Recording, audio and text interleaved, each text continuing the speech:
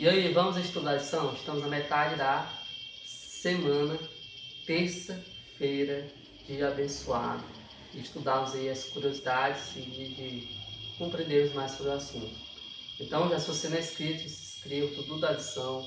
Vejamos aqui vídeos diários da mensagem da salvação. Agradecemos por você estar aqui, mas que compartilhe mais pessoas. Então, roda a vinheta e vamos para o assunto de hoje.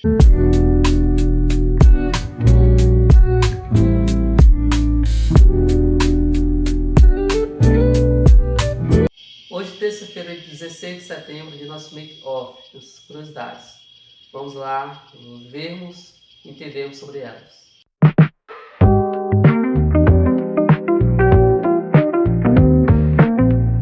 Primeira curiosidade sobre Maria, o milagre de Maria. Que não era realmente um milagre, mas o que Maria fez foi que acontecesse um milagre ali para as outras pessoas ao redor. E ensinamento também. Então, Maria não conseguia explicar por que ela fez aquilo naquele momento, né? Não era para ela ter feito naquele momento, mas foi um significado completo do seu ato de amor. Ela não podia explicar o que estava dentro de si.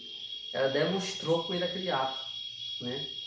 E aí Ellen White nos fala que foi o Espírito Santo que inspirou a ação de Maria.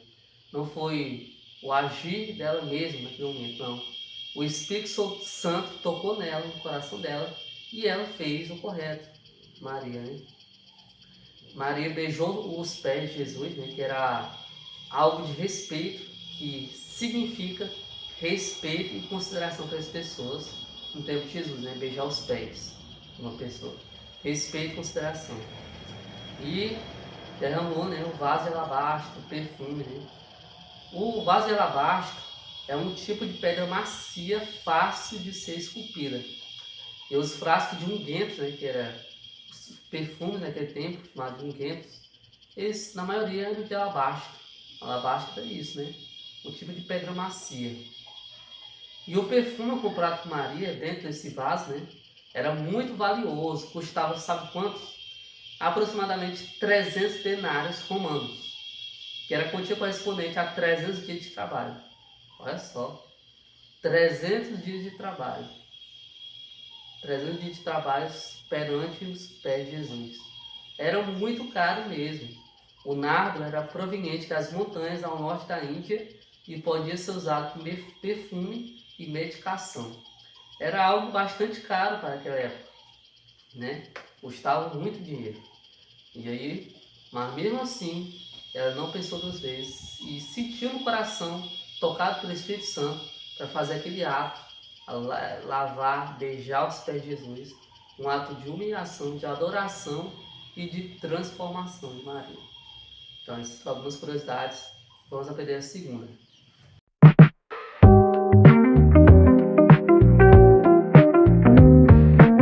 Vamos aprender sobre Simão e Judas. Simão, anfitrião, ele foi repreendido por Jesus. Mas por que ele foi repreendido? Porque naquele momento ele tentou falar algo sobre Maria, ou então pensou dentro do seu coração. E Jesus traz a ênfase de que ela fez o correto. Ela o inspetou da maneira correta, Jesus. Ao contrário de Simão, Simão apenas o convidou. Em vez de pedir algum conselho, alguma coisa, não pediu. Em vez de se adorar perante Deus, não pediu. Em vez de agradecer, não agradeceu naquele momento. Então, isso tudo mostra a diferença entre Simão e Maria. Maria não, fez ao contrário de Simão. E aí o orgulhoso fariseu, né, entendeu o sentido e se tornou um discípulo humilde e abnegado. Olha só, Deus usa as pessoas como testemunhas. Maria foi testemunho para que Simão visse que ele tinha que ser mudado. Sua arrogância tinha que vir com a sua humildade. Arrogância, tchau, humildade, pode vir. Tinha que ser assim. E Simão fez o correto. Simão se tornou um discípulo. Vamos falar sobre Judas. Vemos o impacto positivo de Maria na vida de Simão. E agora vamos ver o impacto negativo entre Maria e Judas. Judas era o tesoureiro do grupo de discípulos, né? Esse Judas. Mas Ele, como era um tesoureiro, ele tinha as riquezas, ele comandava as riquezas, né, ali para comandar dízimo, oferta, né, igual hoje temos os diáconos. Ele era um tesoureiro. Ele, mas em vez de ser o correto, ele era desonesto. Ele era desonesto e secretamente se beneficiava com os poucos recursos que recebia. Era igual como o povo pensava dos cobradores de impostos. Vimos semana passada sobre Zaqueu, né? O quanto que o pessoal odiava, né? Mas, e aí Judas era tipo um cobrador de imposto. Só que um tesoureiro que pegava um dinheiro que era do bem, para fazer o bem, né? Só que ele acabava roubando, né? Sendo desonesto. E aí quando ele repreendeu Maria, né? Judas repreendeu Maria, dizendo: por que você fez isso? Se pode vender e ajudar nós na nossa pregação do Evangelho. Logo depois da repreensão de Judas para Maria, teve a repreensão de Jesus para Judas. E Jesus nos fala o seguinte, para Judas, né? Ela fez o correto. Ela sacrificou tudo que tinha por intermédio de mim, porque ela é uma mulher arrependida, transformada. E esse ato será lembrado para sempre. É um ato de totalmente alegria para todo cristão.